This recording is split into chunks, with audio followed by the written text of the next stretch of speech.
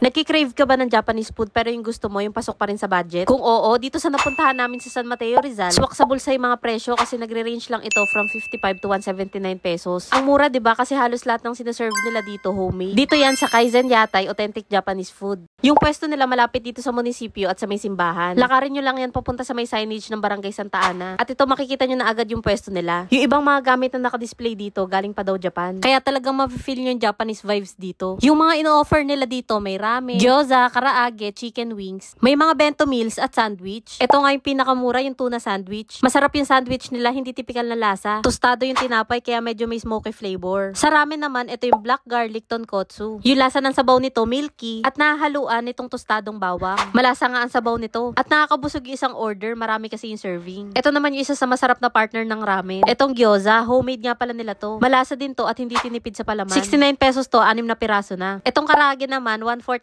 pesos, 8 piraso na. Pag kinagat mo nga to, crispy outside. Tapos yung manok sa loob, juicy at malambot. Ito pa isa sa mga sulit order rin sa kanila, yung bento meal. Meron itong 3 pieces chicken wings, fried rice, croquette, at shredded cabbage. Sa isang meal na to, solved ka na. Itong chicken wings, tamis anghang yung lasa nito. Maayos din yung pagkakaprito, hindi dry at juicy pa pag kinagat. Ito naman yung croquette. Bago nga lang to sa amin. At ito pala ay pinaghalong giniling na pork, kamote at patatas. Mas masarap to kapag may sliced cheese. Pwede nyo tong orderin ng hiwalay, 55 pesos isa. Ito pa yung kasama sa bento meal, yung shredded cabbage. Nagustuhan namin to, masarap yung sesame dressing na nakalagay. Sa mga naghahanap ng bagong lutong takoyaki, meron din sila. Yung 8 piraso naman nito, 99 pesos. Mainit-init pa nga to at ito yung gitna merong octobits. Sa dessert naman, pwede nyo itry tong xiaolong bao. Ang mura ng xiaolong bao nila dito. Yung 6 pieces nila, 40 pesos. Homemade din nila to. Kaya ayan, medyo maliit lang din yung size. Etong wrapper nga pala ng xiaolong bao, chewy. Tapos may palaman tong chocolate sa loob. Ang mura nga ng mga pagkain dito sa Kaizen. Kaya sa mga naghahanap ng sulit na merienda dito sa San Mateo, Rizal, try nyo na rin silang dayuhin. At sa mga hindi naman makakapunta dito, pwede kayo umorder online at mag-message lang kayo sa kanilang Facebook page.